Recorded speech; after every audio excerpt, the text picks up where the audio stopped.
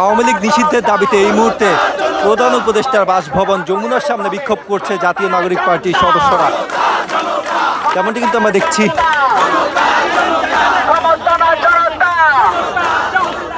জাতীয় নাগরিক পার্টির দক্ষিণাঞ্চলের মুখ্য সংগঠক হাসনাত আব্দুল্লাহ তিনি কিন্তু সন্ধ্যায় একটি পোস্ট করেন যে আওয়ামী লীগ নিষিদ্ধ না হওয়া পর্যন্ত তারা প্রধান উপদেষ্টার বাসভবনের সামনে অবস্থান কর্মসূচি পালন করবেন।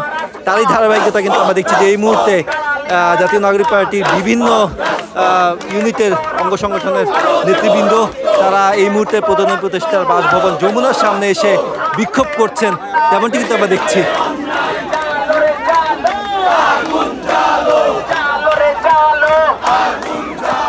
আপনাদেরকে যদি দেখানোর চেষ্টা করি যে এই মুহূর্তে প্রধান উপদেষ্টা বাসভবন যমুনার সামনে কিন্তু পুলিশ, র্যাব, সেনাবাহিনী সহ আইনশৃঙ্খলা রক্ষাকারী বাহিনীর অতিরিক্ত সদস্য মোতায়েন করা হয়েছে।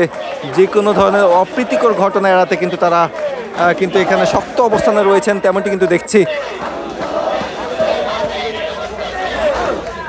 প্রধান উপদেষ্টা বাসভবন যমুনার সামনে কিন্তু এই মুহূর্তে কয়েক স্তরের নিরাপত্তা জোরদার করা হয়েছে, তেমনটি কিন্তু আমরা দেখছি। এবং অপরদিকে কিন্তু জাতীয় নাগরিক পার্টির নেতৃবৃন্দ যারা রয়েছেন তারা এখানে বিক্ষোভ করছেন এই মুহূর্তে। গতকাল রাতে কিন্তু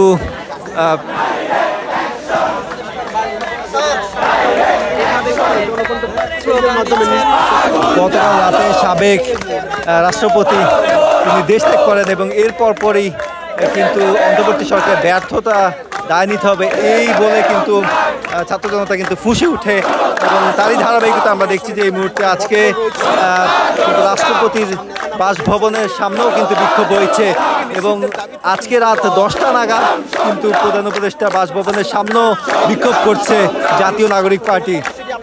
এবং এই মুহূর্তে তারা দেখছি যে বিভিন্ন স্লোগান দিচ্ছে যে আওয়ামী লীগ নিষিদ্ধের দাবি এবং আওয়ামী লীগের বিচার নিশ্চিত করার জন্য কিন্তু তারা স্লোগান তুলছেন।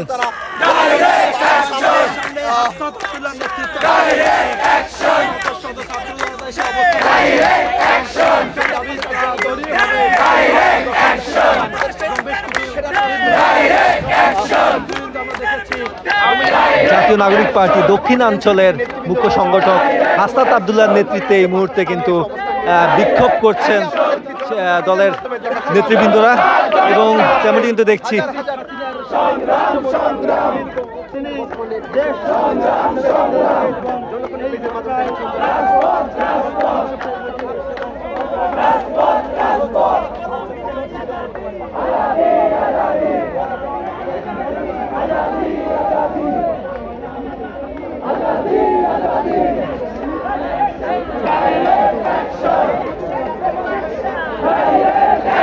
আমরা দেখছি যে এই মুহূর্তে কিন্তু এখানে জুলাই গণ অভ্যুত্থানে যারা আহত হয়েছেন আহতরাও কিন্তু এখানে এসে যোগ দিয়েছেন এই মুহূর্তে বিক্ষোভে।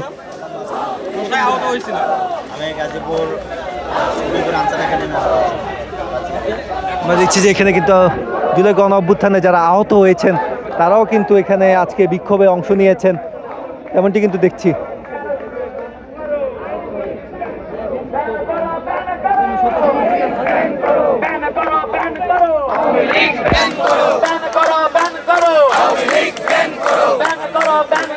আওয়ামী লীগ